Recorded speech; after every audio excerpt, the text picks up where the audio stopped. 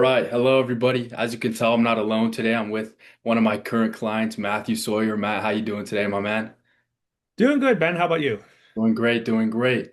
So, I've wanted to do this video for a while now. I've been working with Matt for almost 3 months now, and his progress and what he's been able to do inside Legacy Fitness Coaching, working with me, has been amazing, right? And that's exactly why I wanted to make this video today, explain some of the things, some of the struggles that he's been going through that we've actually gotten through, obviously to get us where we are today. So, Matt, why don't you just introduce yourself a little bit, where you're from, work and family, things like that, man.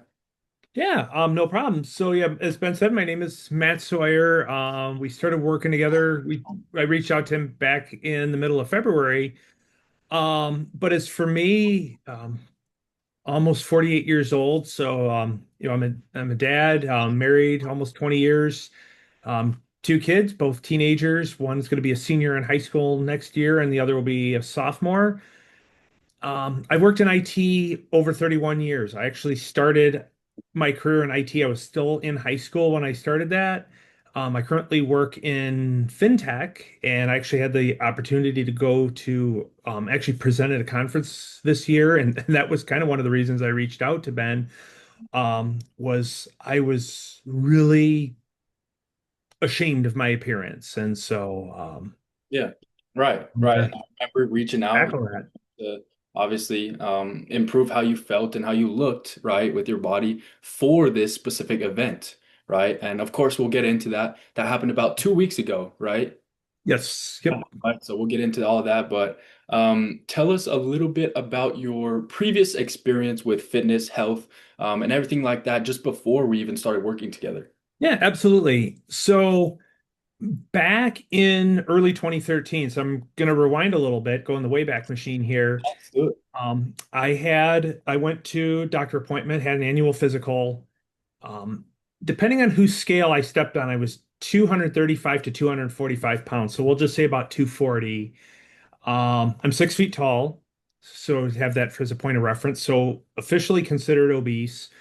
My doctor looked at my chart and he's like, Matt, he goes, you have just been piling on weight over the last several years. And he goes, and given some of your family history, he goes, at the rate you're going, I was, I think, 35 at the time. He goes, you're ripe to be dead of a heart attack before the age of 40. And I was really taken aback. I was like, you mean I could have a heart attack before 40? And he goes, no. He goes, you will be dead of a heart attack by 40 if you keep up this trend. That that was all the motivation I needed. Right. Yeah. Um, I sat down with my wife, Sheila, that night. I was like, what am I doing wrong? And the first thing she pointed to was portion size. She puts a deck of playing cards on the table and she goes, that's a portion size of a piece of chicken. And I look at that and I'm like, are we talking about feeding the cat or feeding me? And that went and showed how out of touch with Yeah. just food choices I was. I was very sedentary. I was getting 6,000 steps daily. So, and then also at my church, we had this mission. We were going to run the half marathon about 9 months later. And so it was like a great motivator for me. It's like, hey, could I get in shape to run this half marathon in October? Mind you, we're in late January at this point. So I was like, I'm going to do this. I loaded up my Fitness Pal. I started calorie counting and I lost an insane amount of weight. And by the time October rolled around, I was down to my lowest weight in ages. I got down to 162. And to quote my mom, she said I looked like Fred Gwynn. I was gaunt.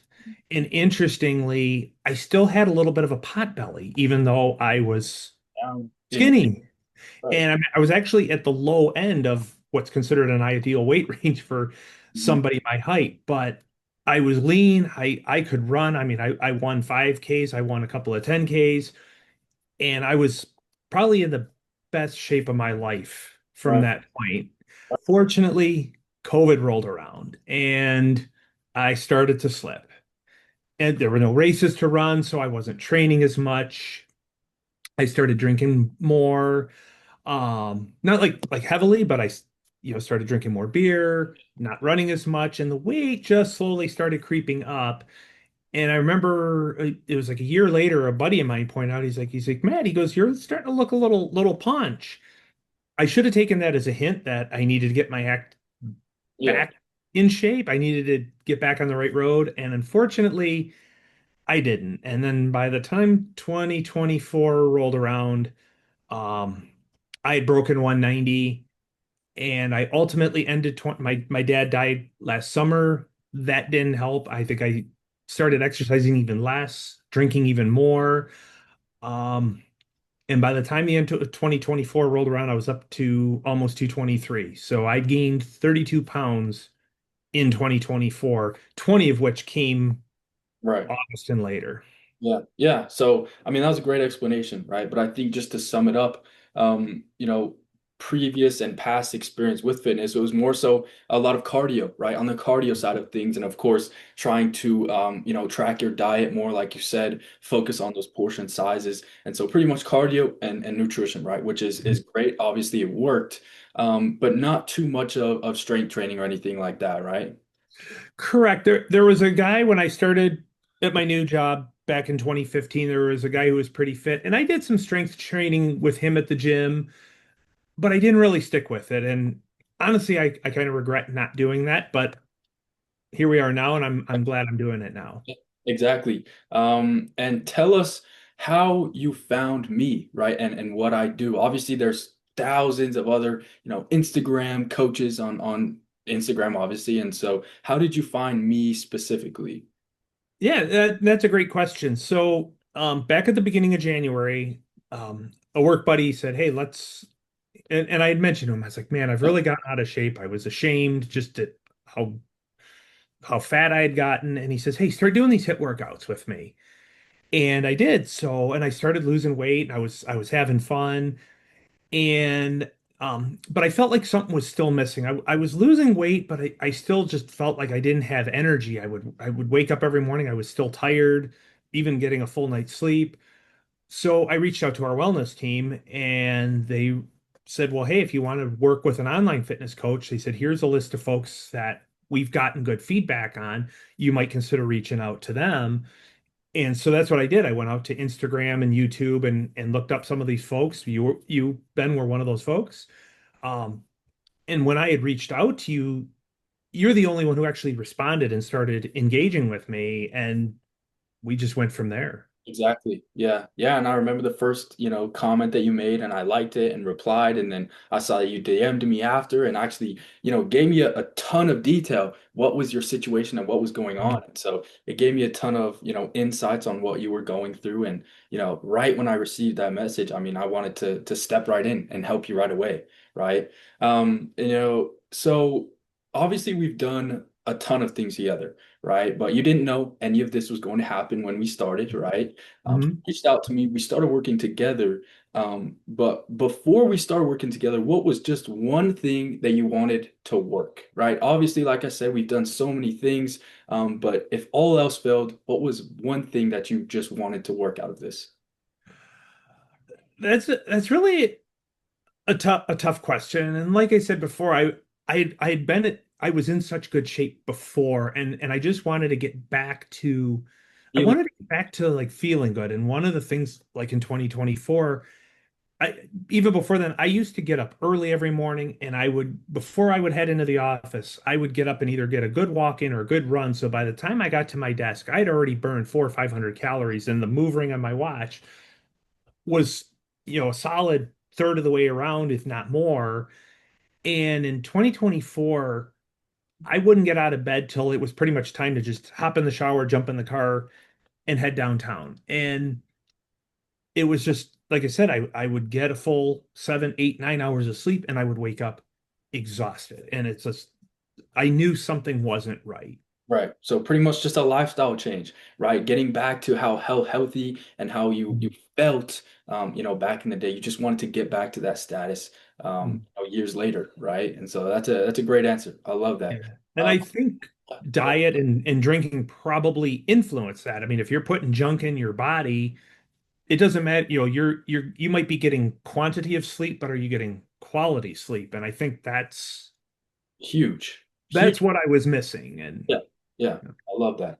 I love that. And so the first thing we started with Matt, obviously, like I said, we started work on March 1st, actually, right? So again, like I said at the very beginning, it's been almost 3 months now.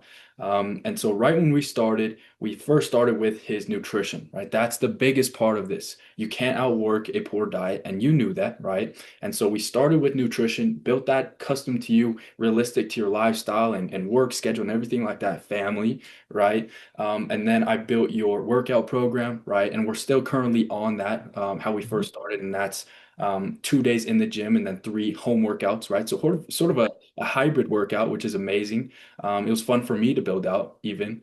And so my question that I'm leading up to is how did it feel to have sort of this structure, this plan of success, how we were going to execute what we wanted instead of like before, I'm going to try this and hopefully it'll work, or I'm going to try this because this didn't work. How did it feel to have structure to this plan?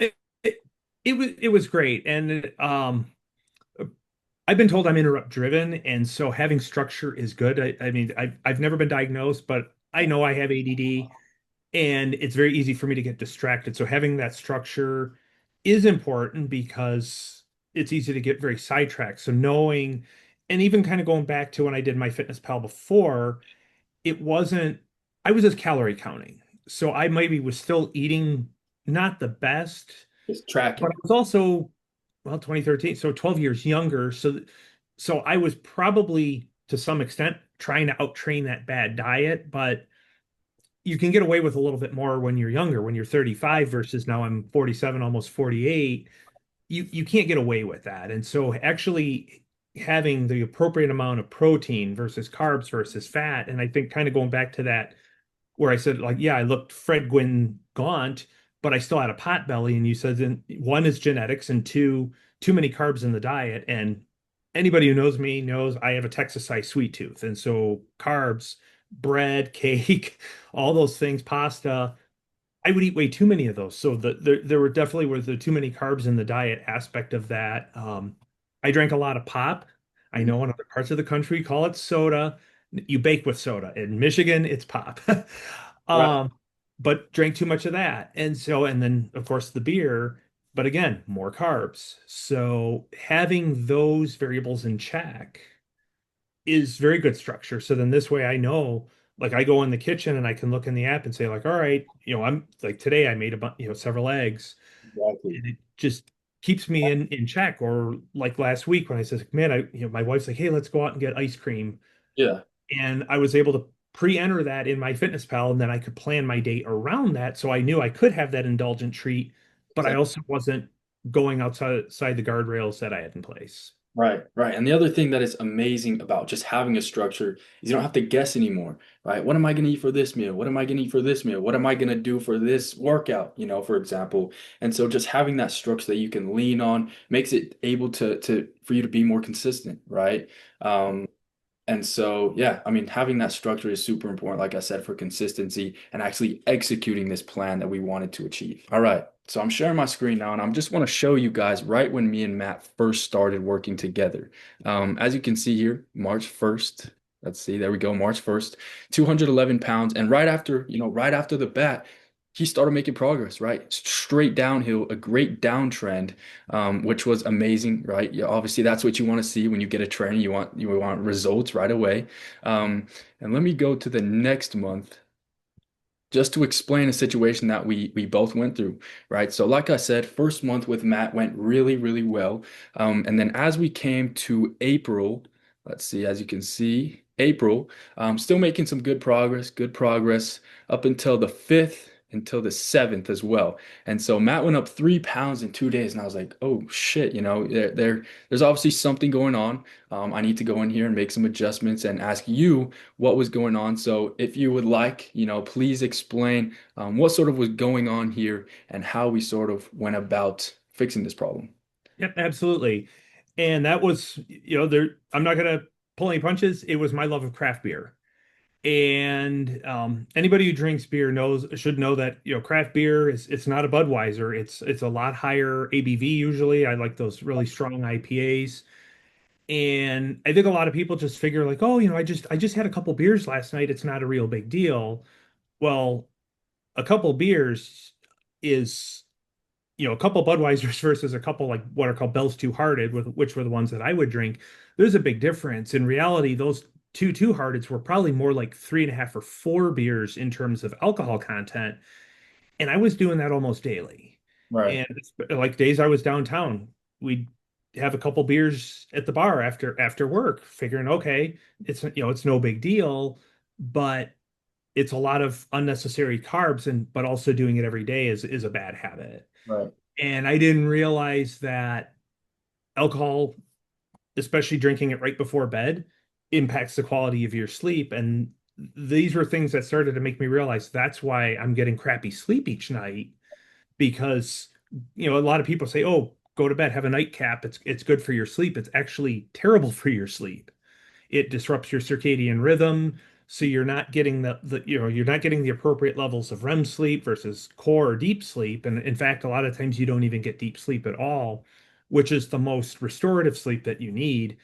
Um, Yeah. so it was like, all right, I had quit drinking once before, and I'd gone years without drinking, and it's like I need to do the same thing again.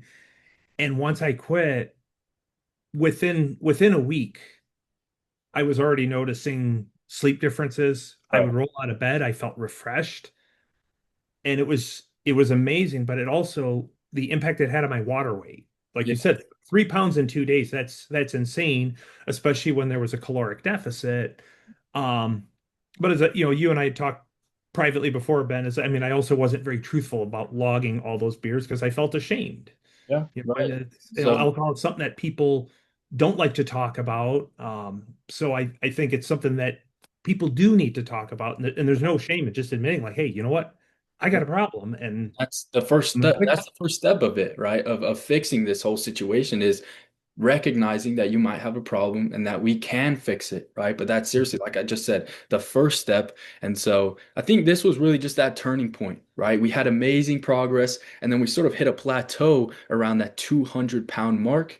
And this was really where I believe me and you got even closer, right? Even that first month, we were great. We started to even becoming friends, not just clients, right? But this is where we actually started to trust each other more, really build a stronger bond, and then obviously keep on going, right? A month later, as you can see now. And so I think this was a turning point. Everything happens for a reason, is what I believe. And this was supposed to happen, and it happened for a reason, and it brought us to where we are now, right? So I'm happy it happened, and I'm happy we got through it, right? We worked together through it. Absolutely. And obviously, he's 192 pounds today, I believe. So obviously, we got through this situation and got to where we are now. And so as you can see, I can show the 3 months, a great downtrend from Matt here, as you can see. So this is not the end for Matt, right? We're not doing just 3 months of work.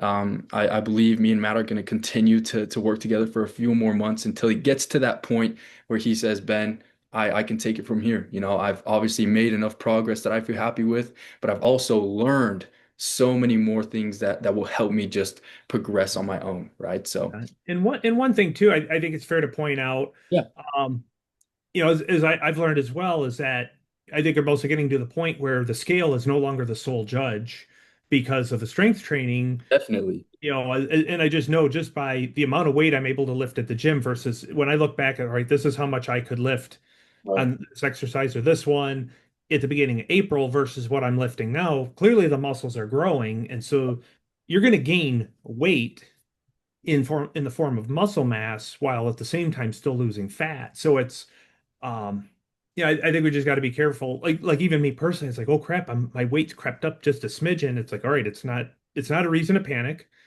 It's just We're building it's muscle at the same time as losing fat, right? And just exactly like you said, that's not our sole measurement of progress. It's not just that number on the scale, right? It's how you feel, how you look, obviously in the mirror. Those changes. And so yeah, I thought that was amazing, and I wanted to bring that up. Thank you for sharing that, right? Hopefully, people watching this are able to relate from that and know that they can fix this issue and get past it, right?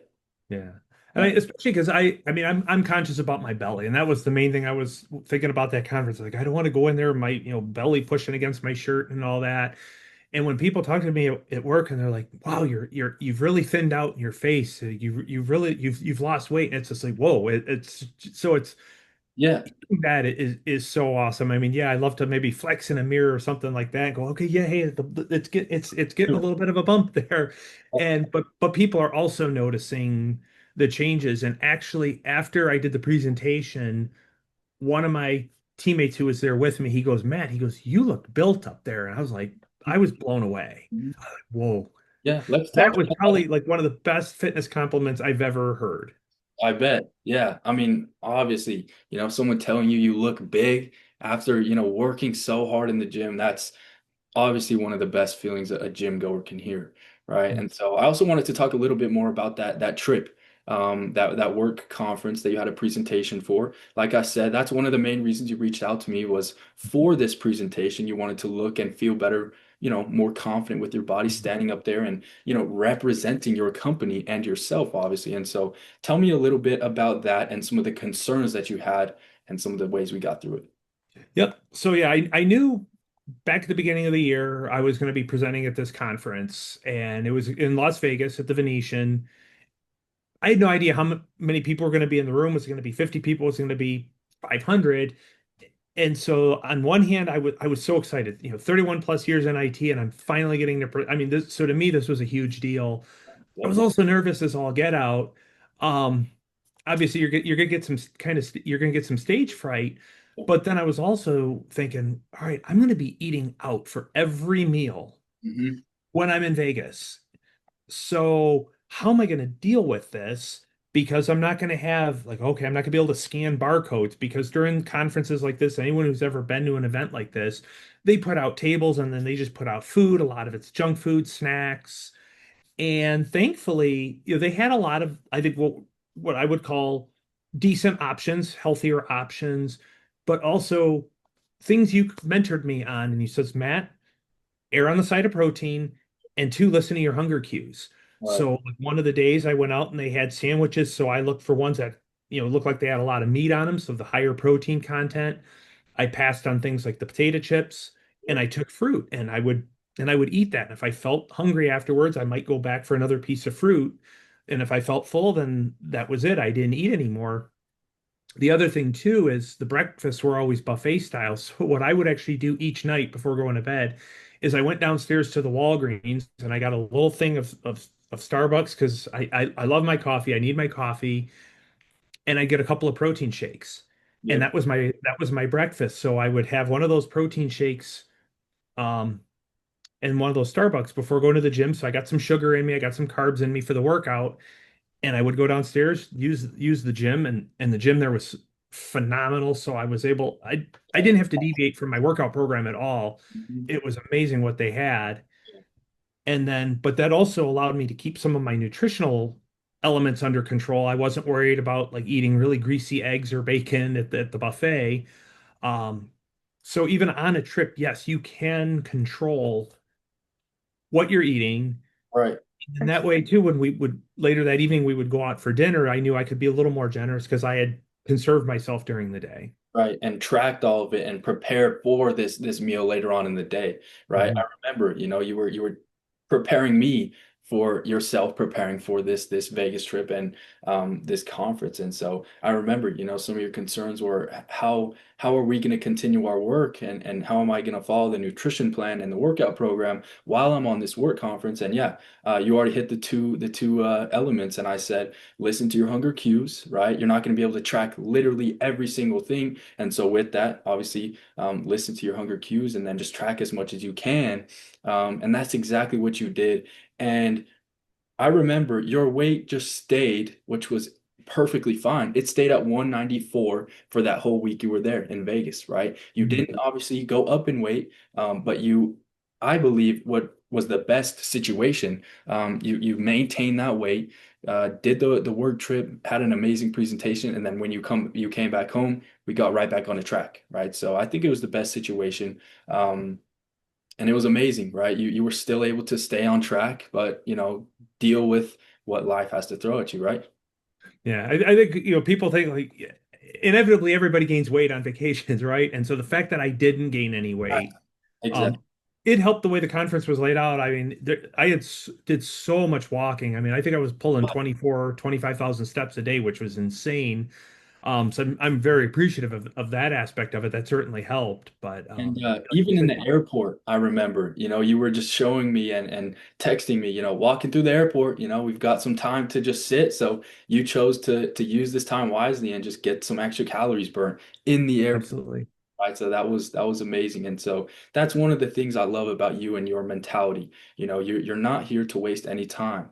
Time is so valuable. And so another thing, moving away a bit from that trip and everything, how amazing that was.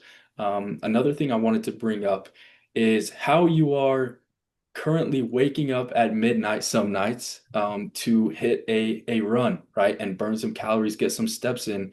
Obviously, it's not every night, right? I'm telling Matt sleep is important and he knows that, but he wants to close those exercise rings on his Apple Watch, make sure he hits enough steps, enough calories burnt in the day. And in order to do that on some days, he has to wake up in the middle of the night, get this run in, and then go through about his day. So tell me a little bit about that. Yeah, absolutely. So, we have property up in northern Michigan, or Michiganders call it. We like to call it up north. And twice in the last month, I've gone up there, and we make it a day trip. So knowing that's going to be an easy 10 hours in the car. So it's like that gives me very little amount of time. And I'm a fiercely competitive person. So it's like, I got to close that ring. I got to get my another perfect month. And so what I will do is like the first time right at midnight, I went out, went for a run, got 1,100 calories, and I figure, all right, now I only have to get 400 more over the course of the day, and then I'm good to go. This past weekend um, was more of a somber weekend. We took my dad's ashes up for burial, and I actually kind of want to talk about that in a moment. Unfortunately, we had really bad weather Friday night, so I instead got up really early Saturday morning, like 4 o'clock, got my run in, and then we were able to do that. And the reason I brought up my dad is my I love my dad. He was a very hard worker. Um, Unfortunately, he had a lot of health limitations in the latter stages of his life. He passed away at 77. And that kind of makes you realize your own mortality. Is it, are genetics working against you or things like that? My dad loved food. He was, and unfortunately, he had a lot of health complications related to being a bigger guy. And I didn't want to go down the same road, especially because I have some relatives who are in their early mid 80s and they're in phenomenal shape for their age. But they do things right. They eat healthy, they exercise regularly. And I realize I'm not the spring chicken anymore. I'm almost 50. And if I keep making crappy health choices, I'm going to start getting those things that I think, health professionals call comorbidities, Yeah. basically things that are going to limit the quality of your life as you get older. And those are things that you're not going to be able to fix anymore. So you're going to have that limitation the rest of your life. And I'm at a point where I can still take corrective action and not have those limitations. I want to be like the folks who are in their 80s and still doing things, or another one of your clients, Mike, who's I think 70, and he's running, I mean, turning in phenomenal like 7 minute or 8 minute miles and lifting an insane amount of weight. That's what I want. That's how I want to be at 70, not Yeah. hobbled at 70. Yeah, me too. I know we were talking about that earlier today together on messages, What an inspiration he is, at 70 years old. That is for sure something to look forward to in terms of what we can do now, to set ourselves up for success when Mhm. it comes, when we're 70 years old as well. And so, yeah, I think that's another reason why also you reached out to me, right? Is your father, right? And you wanted to sort of not follow in his footsteps in that sort of way, right? Mhm. In terms of the health related things. So yeah, thank you again for sharing that. And another question I had is, what sort of other improvements have you found or identified along our journey and work together besides obviously the weight loss that we were looking for? Yeah, obviously, I think probably the most profound one was, cutting out the alcohol just Yeah, because it was. obviously causing a lot of, issues with my weight, with my sleep. So taking out just, an unnecessary component, I think had just, immense benefits.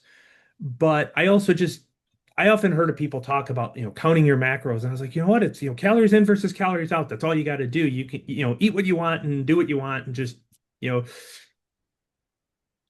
again, you can get away with stuff like that in your 20s and 30s, but it's stuff that, catches up to you when you get older. And it's like, it is important. You need to eat healthy. Mhm. Yeah, you can maybe out train that, crappy diet for a while, but you can't do it forever. Catch up. And so just having that in mind to um was a big wake up call for me. And I think, now that or like when I asked you, like, why do I still have this belly even when I was skinny? And you explained the skinny fat. Obviously, genetics are a big component, and us Sawyers, I mean, you go back at least as far as my grandfather, and we all have the skinny arms, skinny legs, and pot bellies. So I cannot override that, but you also said excessive carbs in the diet can also make that worse. So um, targeting, making sure that I'm not and you give me a generous amount of carbs, so I can still, it's not like I'm on some kind of Atkins diet. I can still enjoy, if I want to have spaghetti, I can have spaghetti, but it's going to take a bite out of how many other carbs I can have over the course of the day. Right. And that's something my wife had often said. She's like, Matt, that's a lot of carbs. That's a lot of carbs. I was like, and I would always dismiss that. Yeah. And Yeah. No, that was great. until recently. I was going to say again, that was a great, great explanation. I think sort of to sum it up, it was is more so a lifestyle change. In addition to obviously making results, losing the weight and feeling better. On the other side of it, creating just a overall healthier lifestyle, right? Changing your life through health and fitness and making your family proud and showing them what their dad is capable of, right? Your children and again, showing them what their bloodline is capable of, being an inspiration to them, I think is also sort of what you were trying to do. Yeah, and just even as like to my own family, I want to, I think I said something to you before. A friend told me, he's like, don't tell people how to live, show them how to live. And so you got to be that good example. If don't, I don't want to be someone who's preaching one thing and then completely acting a different way. Yeah. I Yeah. want people to see like, okay, hey, Matt, yeah, okay, he kind of fallen off the wagon there for a while, but he got his shit together and got back on track. And that's, the example I want to set, that like, okay, yeah, you might have had some bumps in the road, you might have fallen off that wagon, but it's possible to get back on and get back in shape. Yeah, yeah, definitely. Man, this was great. I want to thank you so much for hopping on this call and explaining your situation and deep diving into some difficult things, right? And saying all of those. So again, I appreciate that. Yeah, no problem. This is not the end for me and Matt, right? Like I said, these are just the first 3 months of working together in Legacy Fitness Coaching, and I expect many more months to come of friendship along with a partnership, professional and work together. And like I said, what Matt has done is incredible. Not even just losing 22 pounds in the last 2.5 months, right? Gaining, I would say 3 to 4 pounds of lean muscle mass, in addition to obviously, like I said, losing the weight, but changing his lifestyle, showing his kids, what he's capable of and what they can look forward to later in their life. And like I said, just changing your lifestyle through health and fitness. So I want to thank you again. Matt is the pure example of building a legacy, right? And how you can change your life around so fast. I actually posted your just a screenshot of your Apple Watch analysis, right? You sent me a couple screenshots and I posted them on my story today, explaining how just this beginning of this year has already made a huge difference in terms of your calorie burn on average daily, as well as your steps on an average daily basis, compared to 2025, right? Yeah, absolutely. And just an example was because I actually look back and way back in my history, and a thing that really stood out, because at the beginning of January, before you and I even started working, so by the time you and I started working, I had probably lost about 11 pounds through the hit workouts. Right. Things like just going upstairs, I would feel a little winded. And um, the thing that really stood out was something that the Apple Watch measures called VO2 max, which essentially is just it's a rough estimate of how well how well you use oxygen in exercise. And in my heyday, I was logging VO2 max in the 50s and 60s. And it's unhealthy to get below 30. Mhm. And for almost all of 2024, I was down to like 21. And it really put things into perspective of how lazy I got. Yeah, And again, I think a lot of that was probably because of the alcohol, drinking too late in the day. So then I would wake up in the morning tired. And I was like, I didn't exercise because I was tired. I need more sleep. yeah, And um, the fact that my VO2 max is now back into the 30s. So I've moved out of what they call the low range into the below average range, but just continuing to step up that intensity and the frequency is starting, it's paying off. I don't feel winded anymore. right. Um, like yesterday, where I was parked in the parking garage, I had to go up and down 6 flights of stairs, and I didn't take the elevator, and I could go up the 6 flights of stairs, and I still felt good. Yeah, You know right. that I wouldn't have been able to do that back in January. I would have been like, Yeah, so small progression, but like as you often say, 1% better every day. And as exactly. long as you keep striving to just improve, one step at a time. Exactly. And it's a competition with yourself, right? Like just what you said there. It's 1% better today than who you were yesterday. Keyword you, right? You're not comparing yourself to anybody else because they have a totally different lifestyle, they have different genetics, right? And so with that, it's unfair to yourself to compare yourself to them. And so with that, it's a competition every single day, getting 1% better today than who you were yesterday. Well, and I think you brought up a great point. I think early on I was doing those plate head circles and I texted you and I was like, yeah, I was doing them and I had a Tourette tick and I wound up dropping the weights and like some people snickered at me and you're like, you know what? You're not in competition with them. They're What? like, focus on you and don't worry about what they say or do. Exactly. Yeah, and I think so many people have anxiety around just being in the gym, because that's sort of a new environment and they feel like everybody's just staring at them, judging them, which is honestly just not the truth, right? Everybody there started on day one, just like you are now, right? For example. And so you have to realize that everyone starts somewhere. Not everyone is just jacked right when they come out of the womb, right? You got to get there and you got to go through the struggle of the beginning stages and then finally get there when you deserve it. As I like to do I use the pasta analogy. It's like, all right, these were angel hair, and I'm like, all right, now I'm up to spaghetti. It's like, all right, now I'm up to linguine and so there's constantly something more to look forward to. It's like, all right, hey, I beat the first mid boss, I'm up to the next level, and just onward and upward, and having fun while you're doing it, and yeah, going to the gym. I'm not worried about what other people are thinking about me. I got my program. This is what I'm doing, and I do my workouts. And then I go home. It's not like, oh, I wonder what that person thought. Oh, I struggled on the shoulder press. Did some No, it doesn't matter what they think.